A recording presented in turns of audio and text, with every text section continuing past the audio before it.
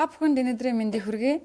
Монголын үйл орчны эвлэлийн холбооноос санаачлан олон улсын хөтөлбөрийн байгууллагатай хамтран албан бус эдийн засагт ажил эрхлэгчдийн өмнө тулгамдж байгаа асуудлуудыг хүндсэн цоврал хэлэлцүүлгийн эхний дугаарыг та бүхэнд бид өмнөх цовруулаар хүргэсэн билээ. Тэгэхээр энэ удаад бид хоёр дахь хэлэлцүүлгийг бол эхлэх гэж байна. За энэ удаагийн хэлэлцүүлгийн маань сэдэв бол яг албан бус гэж бидний нэрлээд байгаа энэхүү секторт ажиллаж байгаа хүмүүсийн хувьд хамгийн их тулгамддаг, за хамгийн их хэрхэн магадгүй зөрчигддөг, хамгийн их маргаан үүсгэгддэг төрөөсийн төлбөр гэсэн асуудлыг бид нэр өнөөдөр бол ярилцсан. За ингээд энэхүү хэлэлцүүлэгт хүрэлцэн ирсэн та бүхэнд маш их баярлалаа. Та бүхэнд өдрийн мэндийг хүргэе. За хэлэлцүүлгийнхээ өмнө та бүхэндээ зочдоо танилцуулъя. За хөдөлмөрийн яамыг төлөөлж, за нийслэлийн хөдөлмөр эрхлэлтийн газрын хөдөлмөр эрхлэлтийн хилцээний дарга ган зэрэг хүрэлцэн ирсэн байна. За үйл орчны эвлэлийн байгууллагуудыг төлөөлж, за үйлдвэрлэл үйл орчны эвлэлийн холбооны дарга Батчлан, за мөн зөвлөх Батмөнх нар хүрэлцэн ирсэн байна. За тэгвэл ажил олгогчдыг бол төлөөлж, ажил олгогч эзэдээ нэгдсэн холбооны за бодлого зохицуулалтын газрын дарга инх жаргал маань бас хүрэлцэн ирсэн байна. За тэгвэл яг энэхүү салбарт за ажиллаж байгаа ажиллагчдыгаа төлөөлж, за хар хорин худлааны төвд бол 20 жилийн турш за бэлэн усны чиглэлээр төрөөсөө үйл ажиллагаа эрхэлж байгаа за төлөөлөгч маань бас хүрэлцэн ирсэн байна. За тэгэхээр энэхүү асуудлыг бид нар ингээд хөндөд тавиад ирэхээр нэн төрөнд та бүхэнд яг тухайн одоо төрөөслөгчдийн яг ажиллаж байгаа ажлын байран дээрээс очиж бид нэр сурвалжлах бэлтгэсэн байгаа. За чухам хэнд хаана ямар асуудал үүсгэгдээд байна. Өнөөдөр төрөөсийн одоо төлбөртэй холбоотой ямар маргаанууд үүсгэгдээд өвөн дээр за албан бус салбарт ажиллаж байгаа тэдгээр одоо ажил эрхлэгчд маань ямар асуудалтай тулгараад байгаа юм бэ гэдэг тухай бэлтгэсэн одоо товчхон видеог хэлэлцүүлгийнхаа өмнө та бүхэнд хүргье. Нэгдүгээр бол одоо төрөөсийн төлбөр их өндөр байна гэдэг. Тий. Хоёрдугаар нь л одоо бас ингээл дарамт шахалт их. Тэгээд одоо тэр төрөөслөгчид одоо янз бүрийн шаардлага тавтвал дургуул та явжээ. Дараагийн одоо улсуудыг авна гэсэн ийм ойлголтуудыг бас өгдөг. Энэ хүмүүсүүд юу гэхээр ингээд нэг тийм албан бус эдийн засагт одоо тодорхой хувь нэмэр оруулаад өөрөө өөрснийгөө тийжээгээд өөрөө өөрсөнтэй ажлын байр бий болгоод ингээд цаашдаа одоо юу гэдгийг бидний харж байгаагаар бол ингээд томроод явчих нэг хэсэг байна. Томорцсон ч одоо байна. Гэхдээ олонх нь бол одоо тийм хэмжээгээр өөртнөх асуудлыг бол шийдэж чадахгүй байна. Өмчийн харилцааны газар биднээс өөрсдөө төрөөс авдаг. Бүх зарлуудыг бид нар өөрсдөө төлдөг. Одоо гэрэл захилгаан, уур ус, газрын доторын мөнгө одоо юу байдгийг энэ болгоны чинь энэ байгууллагууд чинь өөрсдөө төлж байна. Бид нар одоо өнөөдөр өөрсдөө өмчийн харилцааны газар юун төрөөсийн хөнгөлөхийн битгийхэл өшөө дээрэс нь ажлын байрыг булааж аваад заяо ажилгүйчүүдийн инээнд нөгөө гудамжиндаа ингээ гаргаж штэ энэ ахуй үйлчлэгээний жил гээл зарласан энэ нийт ахуй үйлчлэгээ дээрэс нь энэ яг энэ ажиллаж байгаа энэ цэг салбарын энэ хүмүүсийг одоо тэгээ яахын ажлын байрыг дулааж авчаад тэгээ энэ хүмүүс цаашдаа яаж амьдрах юм, яаж ажиллах юм, яаж хөдөлмөр энэ манай салбарт одоо бас яг ийм албан бус секторын үйлдвэрчний хороонд ажиллаж байгаа хүмүүст бол тодорхой нэгэн энэ хорон дарга гэж гас өөр бод тийм тодорхой хариуцсан эзэн байхгүй учраас цалингийн асуудлыг юус өгөхгүй юм.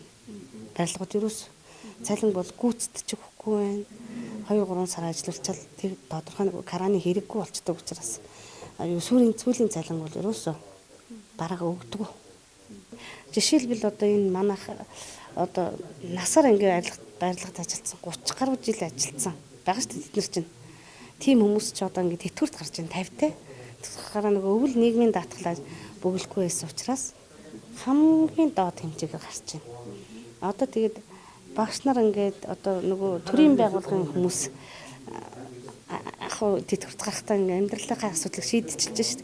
Бид нар шийдэж чадахгүй.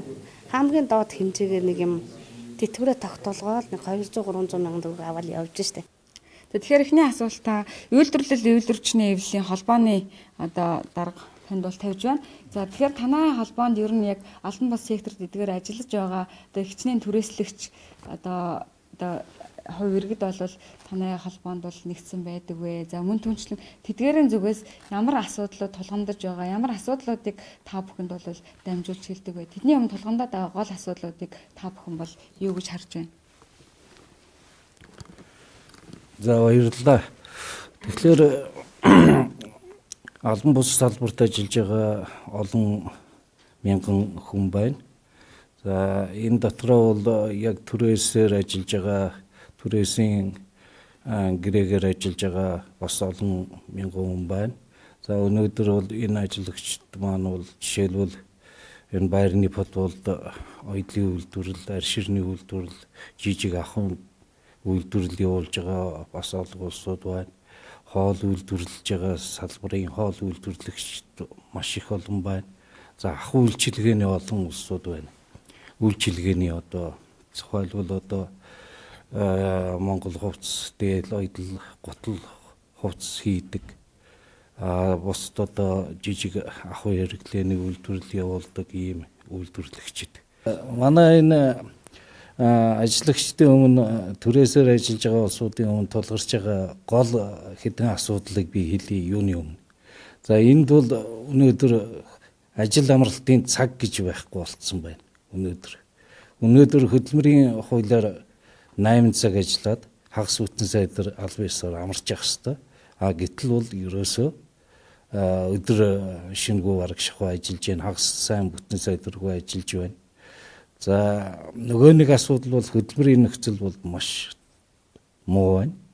За подвол ажиллаж байгаа хүн ямар хэмжээнд ажиллах уу, тийм ээ?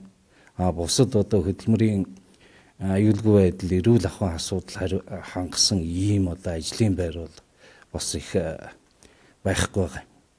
За нөгөө асуудал бол энэ улсууд маань нийгмийн даатгал, эрүүл мэндийн даатгал, хүн амын орлогын албан татварыг бол төлдөггүй албан ёсоор. За сайн дураараа өөрсдийнхөө ирээдүг харсан ийм одоо улсууд нь харин одоо сайн дурын даатгалд хамрагдаад ингээ явах ийм жишээтэй. Нөгөө нэг асуудал бол эднэрт бол хөдөлмөрийн хяналтын үйлчилгээ ерөөсөө байдгүй.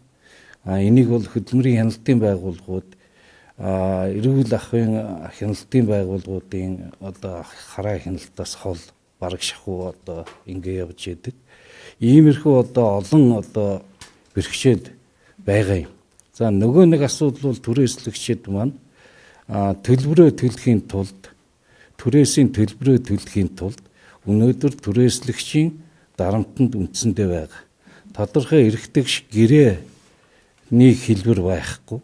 За ер нь бол энэ түрээслэгчдийн хувьд бол хэлэхэд бол хууль эрх зүйн орчин бол үндсэндээ байхгүй. Иргэний гэрээгээр л зохицуулагдаж явж байгаа. Тэр эзэн хэдэн төгрөгийн гэрээ ийн үү? Тулгын шаардаж одоо ийм л түрээсийн төлбөр төлгөнө үү? Тэрэнд нь одоо баригдаж ажиллах ийм жишээтэй. Иймэрхүү олон бэрхшээл бол өнөөдөр энэ түрээслэгчдийн өмнө бол тулгарч байгаамаа. Түрээслэгчдийн өмнө тулгамдж байгаа асуудал дээр танд нэмж хэлэх. За тэгэхээр түрүүн манай Ажлын дарга гол асуудлыг ярьлаа. Тэгэхээр энэ дээр өшөө нэмээд хоёр асуудал дээр би тодорхойлохыг хүсэж байгаа. За энэ түрээсээр буюу одоо хоороо хөдөлмөр эрхэлж байгаа, иргэд хоорондын гэрээр ажиллаж байгаа улсууд дээр тулгамдж байгаа өөр нэг асуудал бол хөдөлмөрийн аюулгүй байдал, эрүүл ахуйн чиглэлийн сургалт зөвлөгөө мэдээлэл ерөөсөө огт байдаггүй. Тэгэхэл чинь хөдөлмөрийн аюулгүй байдал, эрүүл ахуйн хуулиараа бол энэ хоороо хөдөлмөрлөгч иргэд болоод иргэд хоорондын гэрээр ажиллаж байгаа хүмүүс нь бол заавал энэ чиглэлийн сургалтанд хамрагдаж мэдээлэл авч, тийм ээ? Энэ тодорхой зардлаа гаргаж авах хэрэгтэй. Тэгвэл энэ зардлын болохоо зэрэг тэр тодорхой байр түрээсэлж байгаа түрээсийн хүн маань бол хариуцж явах хэрэгтэй. Өөрөөр одоо аюулгүй ажиллах нөхцөлийг хангасан тэр. Тэгэхээр энэ асуудлаар бол түрээсийн гэрэн дээр одоо бид нар тодорхой зардал мөнгөний суулгаж өгч явж байгаа. Энэ чиглэлийн асуудал байж байгаа. Нэгдүгээр. За дараагийн асуудал болохоор дөрвөн Бачилуун дарга хэллээ.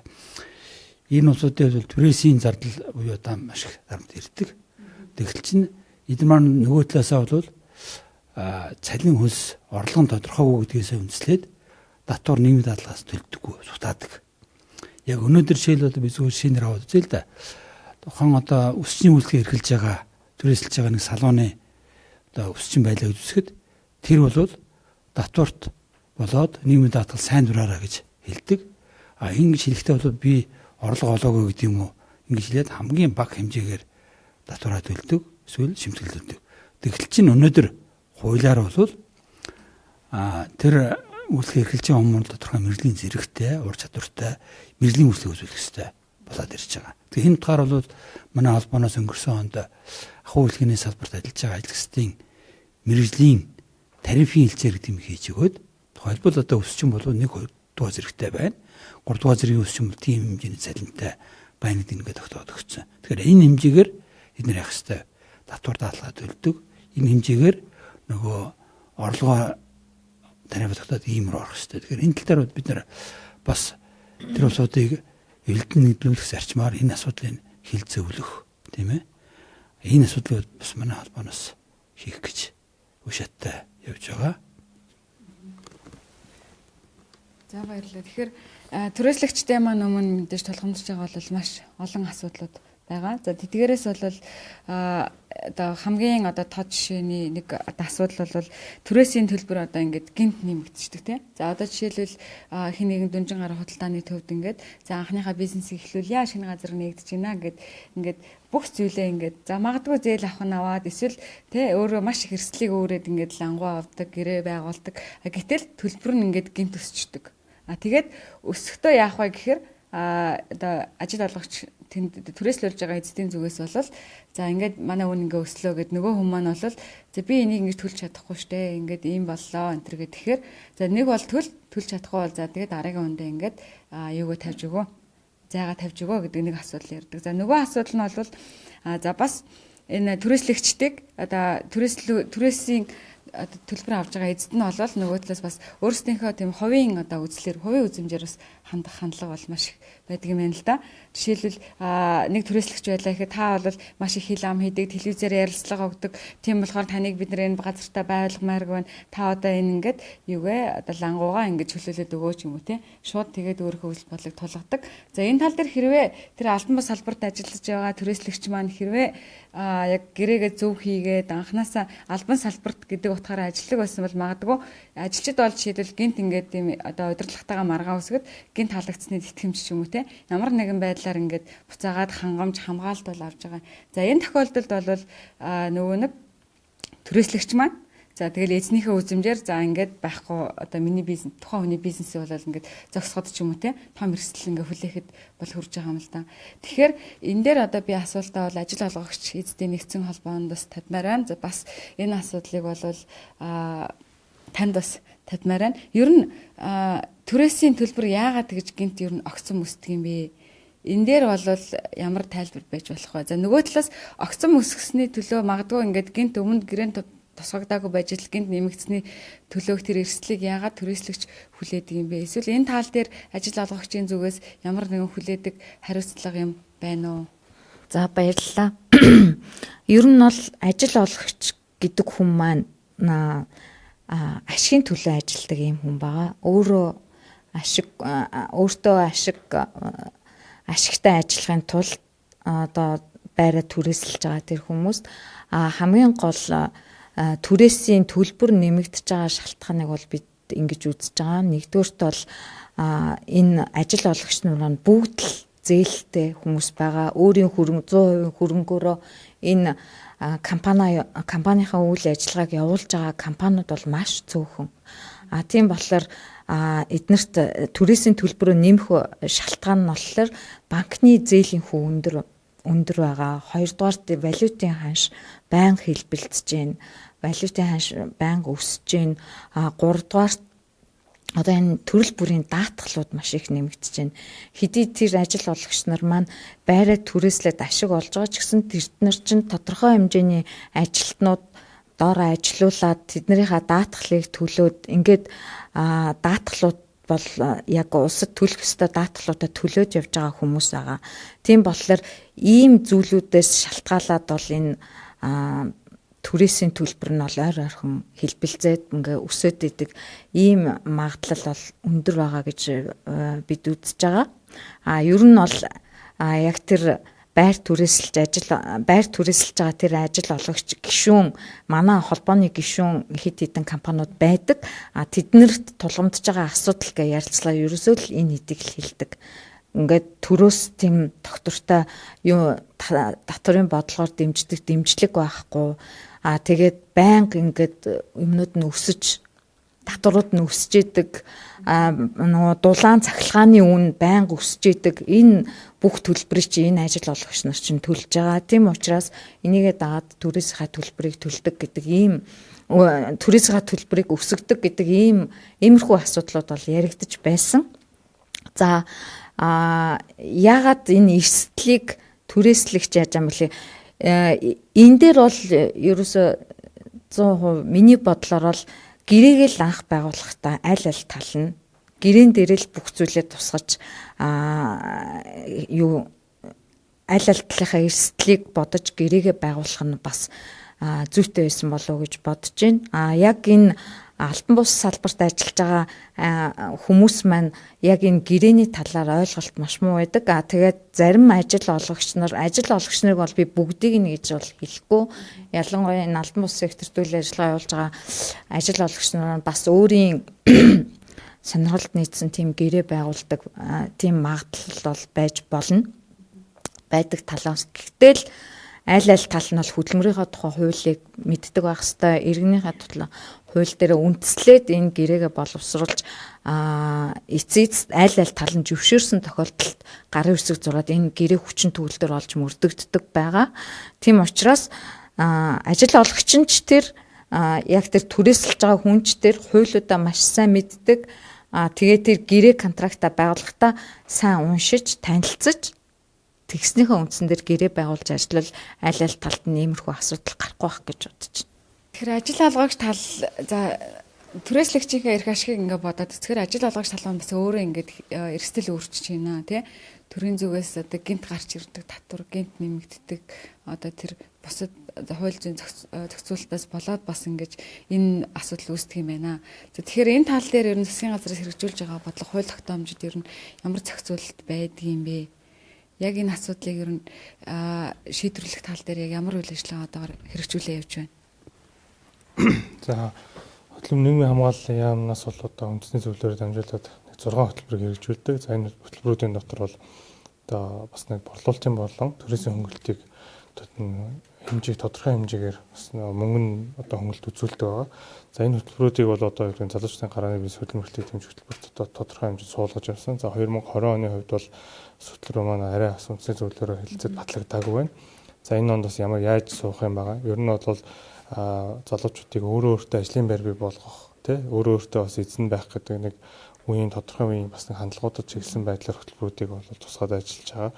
За иргэдийг бол бид өхөн бол одоо яг одоо түрээслэгч хоёрын харилцаан дээр бол шууд хөтөлбөр нийгмийн хамгааллын яам болон хөтөлбөр нийгмийн садлын салбарын бол зөвлөгөө мэдээллийг бол одоо хагас харах өгч чадахгүй. Мэдээж ажил олгогч хайгч хоёрын хооронд үүсэж байгаа харилцааг хууль эрх зүйн хүрээнд бол хөтөлбөрийн гэрээгээр явах хэрэгтэй. Ер нь бол гэрээний эрх зүй гэдэг асуудал өөрөө одоо Монгол улсын хувьд бол аюул чухал зүйлээ. Ер нь бол хуулийн мэдлэг гэхээсээ илүү энэ гэрээний эрх зүйг хүн болгон өөрсдөө бас тодорхой хэмжээнд ойлгож явах үднэс бид хүн бол хөдөлмөрийн тухай хуулийн дагуу бол гэрээ байгуулах талаас нь бол мэдээлэл зөвлөгөө өгöd ажилладаг. Засгийн газрын хүрээнд бол одоо яг татварын хуулиудын шинээр бас хэрэгжиж байгаа шиг байна. За мэдээж ус дулааны асуудлууд бас нэмэгдэж байгаа асуудал бас байна тийм. Мэдээж энэ нөгөө эдийн засгийн олон нөхцөлтэй үйлдэлүүдээр бол хөтөлмөрийн одоо яам хөтөлмөрийн зах зээлийг бол зөвхөн одоо юу гэдэг ажил олгогч гэдэг талаас нь бол бас боломжтой хөлбөрөөр дэмжиж ажилладаг байгаа. Тэгээ 2020 онд бол хөтөлмөрлөлийн үндэсний зөвлөлөөс батлагдах хөтөлбөрүүдэд бол мэдээж ажлын байрны болон борлуулалтын одоо төрийн дэмжлэгийн хөтөлбөрүүд арга хэмжээнд бол бас тавигдаад орж ирэх хаа гэж бодож байна. Түрүүнээс тэгэхээр түрээслэгч гэдэг хүн бол баялаг бүтээж байгаа хүн биш. Зүгээр одоо нэг хоёр давхарч байдаг юм уу, нэг давхарч байдаг юм уу, одоо том жижиг хамгаалах байраа түрээслүүлж байгаа хүн. Тийм учраас яг эзэн гэж ойлгоход бас хэцүү. Тэр ямар тэнд ажиллаж байгаа 10-20 хүнийг ажиллаар хангаж байгаа биш. Тэнд ямар баялаг үйлдвэрлэж байгаа биш тэр хүн. Тэгээд өөрөө ашиг болоод тэрнээсээ буцаагаад янз бүрийн улсад татвар өгж байгаа биш. Нийгмийн даатгал, эрүүл мэндийн даатгал, хүн амрын орлогын албан татвар өгдөг. Эздээс одоо төлөх хувьдын төлж байгаа биш. Тийм учраас тэр хүмүүс бол шууд одоо жинхэнэ одоо утгаар нь эзэн гэж хэлэхэд хэцүү. Харин тэнд ажиллаж байгаа одоо бат байдаг юм уу, орж байдаг юм уу энэ хүн. Тэнд өөрөө өөртөө ажил олгоод, ажил олгогч нь өөрөө болчих юм. Өөрөө өөртөө ажил олгоод, ажиллаа аваад тэнд зүгээр л одоо өөрийнхөө үйлчилгээг байдаг юм уу, баялаг бүтээдэг юм уу, бүх юма хийж байгаа ийм хүмүүс. Тийм учраас энийг бас энэ хууль эрх зүйн үүднээс нь их ялгаж салгаж энэ хууль эрх зүйн орчинд одоо оруулж өгөх бодлогын хувьд бол маш чухал асуудал. За нөгөө талаас тэр төлбөрийн хэмжээ гэдэг. Тэгэхээр би түрүү хэлжсэн ямар бэрхшээлүүд байна уу гэдэг. Тэгэхээр зэрэг ажил амралтын цагийн асуудал байж юм тийм ээ. Одоо 7 хоногийн 2 өдөр амраад тэгээд 8 цаг хөдөлмөрлөж гэнэ үгүй юу? За энэ ийм юм зохицуулт байна уу? Эннээс одоо нэгдүгээрт нь одоо тэр төлбөрийн хэмжээ юм бол уялдаж тогтох ёстой. Тэгэхгүйгээр нөгөө түрээсийн төлбөр өндөр болохоор тэр хүн чинь 8, 9, 10, 11 цаг хүртэл ажиллаж байна. Хагас сайдэр, бүтэн сайдэргүй ажиллаж байна. Энэ нь бол тэр төлбөрийн хэмжээ өндөртэй л холбоотой юм байна. Тэгэхээр энэ чинь цаана маш их үр дагавартай сөрөг. Тэр хүүхэд хүмүүжүүлэх, гэр орны ажил, эрүүлийн асуудал, бусад чөлөө цаг өөрийгөө боловсруулах асуудал гэдэг ингээд яриул их юм бий. Тэгэхээр зэрэг энэтэй холбогдож нэг юм гарч ирдэг. За хоёрдугаарт бол ер нь бол энэ зохистой хөдөлмөрийн үзэл баримтлал гэдэг бид нар 30% төр баталсан байгаа. Доктортой хөгжил, зохистой ажлын байр гэдэг. Тэгээ энэ асуудалтайгаа холбогдуулаад энэ төлбөрийн асуудал дээр бол бид нар ер нь бол тэр хүний ашиг орлого нь бол тэр хурааж авсан түрээсийн төлбөрөөсөө л яригдэн штэ. Түүнээс баялаг үйлдвэрлэж байгаа ш. Тэгэхээр зэрэг тэр хүн чинь ямар ч төлбөр хийхгүй өөрөө баялаг үйлдвэрлэхгүй зүгээр хий хоосон хүнийг сормлж байгаа баг шахуу тийм хэлбэр байхгүй түрээслэгчдэг одоо ажилчдаг одоо тэнд ажиллаж байгаа улсуудыг. Тэгэхээр энийг бол маш нарийн уялдаатай холбоотой судалгаа дүгнэлттэй авч тэр төлбөрийг бол тогтоох ёстой. Одоо чи бид нар яг амьдралдаа одоо үзэж штэ янз бүрийн эрсдэл үүсдэг хүмүүст. Одоо коронавирус гэдэг одоо бизнесүүд бүгд хомигдож байна. Өнөөдөр одоо зах дээр зогсож байгаа улсууд яах юм? Тэгэхээр энэ үед нь ямар төлбөрийн хэмжээг уян хатан зохицуулж болох уу? Багасгах уу? Уг бол огт байлгахгүй байх уу? Тэгээ энэ бүх одоо байгалийн эрсдэл гэдэг юм уу? Хүний одоо эрсдэл байдаг юм уу? Янз бүрийн юмнаас хамааруулж энэ төлбөр тооцоо энэ төрийг бол нарийн тооцож хийх ийм асуудал их чухал байна. Тэгээ энийг бол тэр хууль эрх зүйн орчноор нь маш сайн хийж өгөх шаардлагатай. Нөгөө талаараа бол одоо манай түрээслэгчид бол ингэдэг л дээ. Тэр дүнжин гарав дээр саяхан үүссэн баг. Ерөөсөө эрх ашиг нь өндөгдөөд өөрсдөө мэдлэг боловсрол бун байдаг юм уу? Үйлдвэрчний хэвлэлийн тухай ойлголт муу байдаг юм уу? Тэгээ эрх ашиг нь ингээд зөрчигдөөд нэг хүнд байдалд ороод ирэхээр сайн нэг ухаарад үйлдвэрчин хаана байна? За тийшээ очие. Бүгдээрээ үйлдвэрчин байгуулах. Эрх ашигынхаа төлөө тэмцэе гэдэг ийм байж болмооргүй байгаа байхгүй юу? Тэгэхээр энэ чинь гэрээ хэлцээр дээр очоо хамтраад нийтлэг асуудлуудаа шийдээ. Тэгэхгүй бол зөвхөн доржийн асуудал бол хувийн асуудал. Түүнээс тэр улсуудын асуудал бол тэр зах хэдэн цагт таах вэ? Хизээ амрах вэ? Янз бүрийн асуудал байна шүү дээ, тэ? Нөхцөл байдлаа яаж сайжруулах вэ? Дулаан байр байх уу тэнд тийм ээ? Хоолндны үйлчилгээний газар байх уу гэдэг. Ингээд энэ бүх юмнууд чинь нийтлэг асуудлууд байна. Энийгээ шийдэхийн тулд эцсийн эцэст яах аргагүй бүгдээрээ нийлжил нэг хамт олон болж ажиллаж байгаагийн үед түрээсийн одоо түрээслэгч нар маань эвэлд нэгдэж ил ажиллах шаардлагатай байгаа байхгүй. Тэгээ энэ дээр бол бодлогын чанартай арга хэмжээнүүдийг Монголын үйлдвэрчний хэвлэлийн байгууллагууд, салбарын үйлдвэрчний хэвлэлийн байгууллагууд, аймгийн үйлдвэрчний хэвлэлийн байгууллагууд авах шаардлагатай байдаг.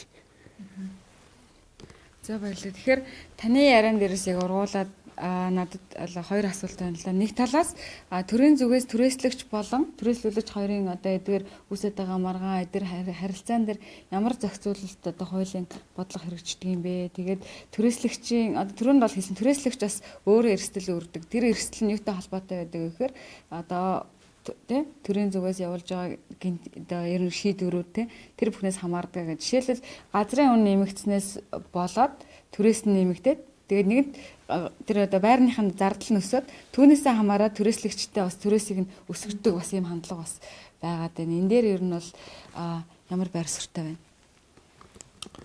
За яг мэдээж засгийн газар одоо үгдийн нийслэл улс нийслэлийн иргэдийн орол хууль тогтоох идэв байгууллагуудаас гаргасан шийдвэрийг бол засгийн газар одоо аймаг нийслэлийн засаг даргын хүрээнд бол хэрэгжүүлээ явдаг. Тэгэхээр энэ шийдвэрийн хүрээнд бол юу гэдэг газрын үнэлгээ одоо үйл хөдлөх одоо газар доо энэ эдийн засгийн юунд бол олдсож байгаа үнэлэмжүүд бол тодорхой хэмжээнд төлбөрүүд нэмэгдэхэд бол цаад утгаараа бол одоо үн тодорхой хэмжээнд үн өсөх хэрэглээний бүтээгдэхүүн болон тэр түрээсэлж байгаа түрээсэлж хоёрын хооронд харилцаанд бол эдийн засгийн нөхцөл байдлаас бол тодорхой төлбөрүүд бол нэмэгдэж байгаа.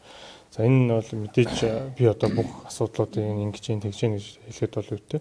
Тэгэхээр бид хүн одоо хөдөлмөрийн салбар яаж байгаа юм гэхээр тэр одоо түрээсэлж байгаа иргэнд аль болох хөнгөлтийг нь үзүүлэхдээ хөдөлмөрлөгийг дэмжих сангаар дамжуулаад тодорхой хэрэгжиж байгаа хөтөлбөрүүдээр дамжуулна одоо санхүүгийн дэмжлэг үзүүлэх. Цаашдаа их усүрийг нь одоо бага хүүтэй буюу иргэн төлөвлөлтөх нөхцөлтэй санхүүгийн дэмжлэгээр дамжуул түрүүн бас ярьж байсан өмнөх дугаар дээр ярьж байсан 5 юм уу 20 хүртэлх сая төгрөгийн жижиг зээлийн асуудлуудыг бол одоо тухайлан банкудаар одоо хөдөлмөр халамж үйлчлэгээний хэлцүүдэд дамжуулан олгодог. Тэгэхээр энэ бас иймэрхүү байдлаар одоо дэмжиж байгаа хэлбэр юм даа гэж бодож байна.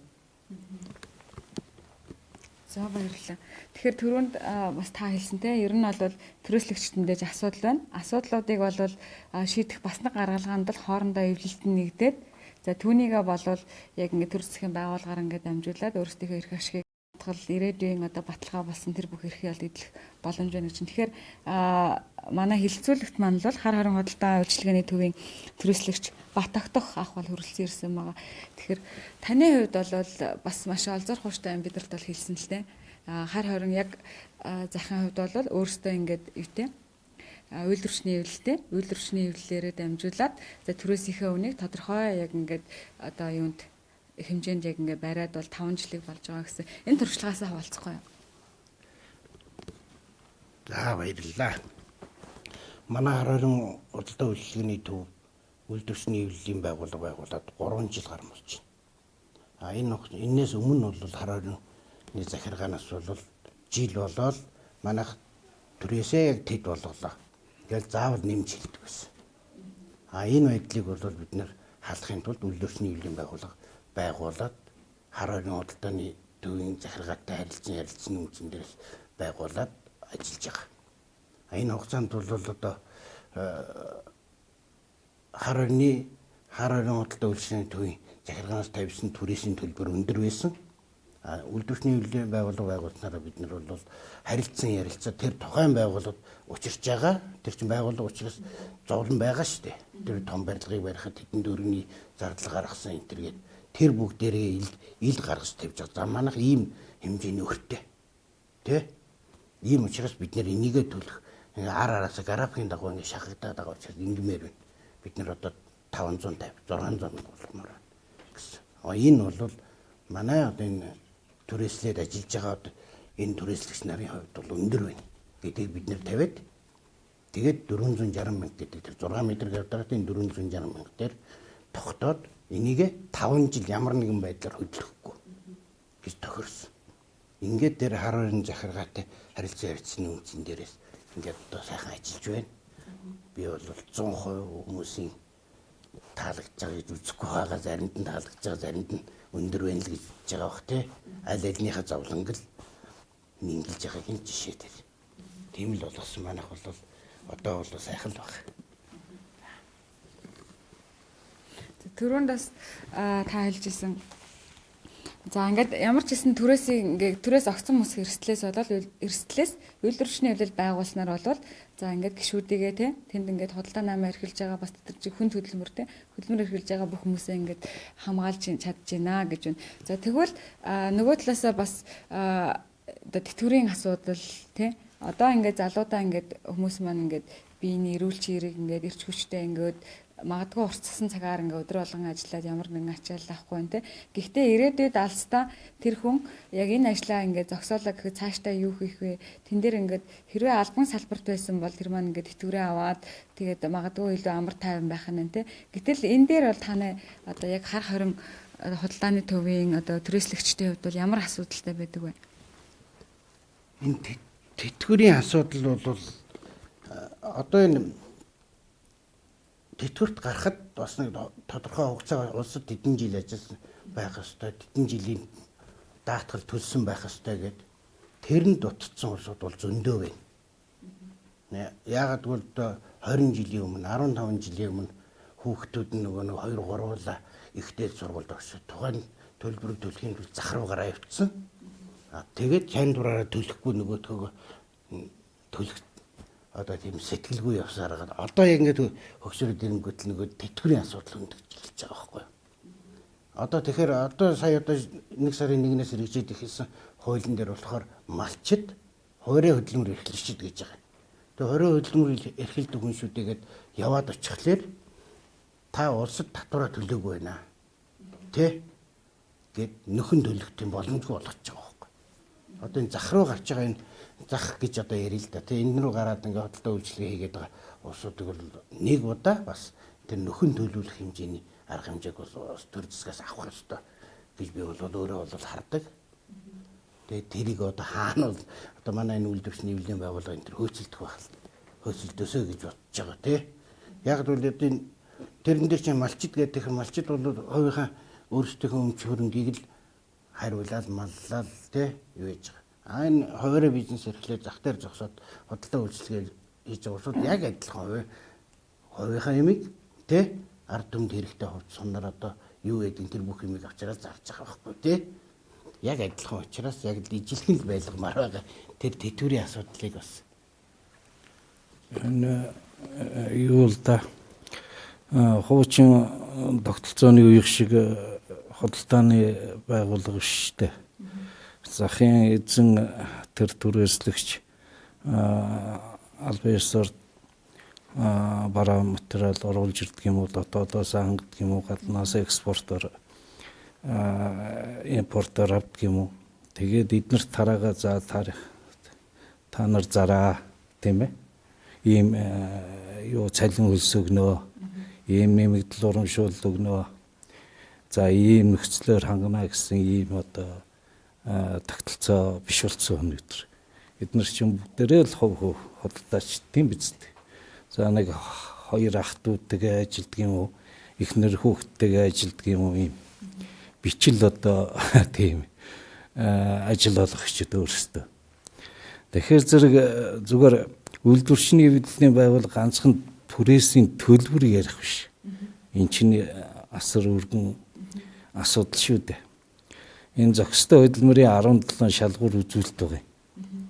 Тэрнээс 4 зарчим байгаа. Энэ 4 зарчим энийг одоо хэрэгжүүлэхэд энэ албан бус салбарт ажиллаж байгаа түрээслэгчид эднэр бол ямар асуудлыг яаж шийдэх вэ? Тэр дундаа одоо хар хоринд сайн байна. Үйлдвэрчний анх шатны байгууллагадад ингээд түрээсийн төлбөр дээрээ бас тогтоод 3-4 жил одоо ингээд докторт аваа явцсан. Тэгэхээр бусад асуудлууд. Захиргаатай одоо хамтын гэрээ байгуулж байгаа юу тийм? За хамтын гэрээ байгуулж байгаа сайн байна. Хамтын гэрээндээ бол тэр аюулгүй орчин бий болох тийм ээ. Галын аюул, хулгай, дээрмийн асуудал тэр нөхцөл байна шүү дээ эднэрт чинь. За нөгөө талаар эрүүл ахуйн асуудлууд байж байна. Энд чинь янз бүрийн бараа таваар, янз бүрийн юм яа. Тэгээ гадаа зогсно. Үйл зүнгүү. Тэгэхээр зэрэг эн чинь хүйтний нөхцөл, халуун нөхцөл гэдэг ингээд хөдөлмөрийн нөхцөлийн асуудлууд их байдаг л да. Хортой халуун, хэвийн бус нөхцөл гэж ярьдаг. Тэгэхээр энэ нөхцлүүдийн асуудлууд одоо захиргаатай бас одоо тэр түрээслэгчтэй одоо хамтар шийдэх асуудлууд байна. Өөрсдөө бас дотооддоо худалдаа эрхлэгч хүмүүс хуваараа шийдэх ч юм уу үгүй бол тодорхой хэмжээнд үйлдвэрчний эвлэлийн орооноос тэр хамт олонны дунд одоо нийгмийн хариуцлага талаас бас олон юм хийж, олон юм бүтээх энэ талаас үйлдвэрчний байгууллага бас ажиллах ийм шаардлага их байна. Тэгэхээр энэ болгон дээр бол одоо бид нэр маш их сургууль семинар юм сурталчилгааны юм хийх ёстой.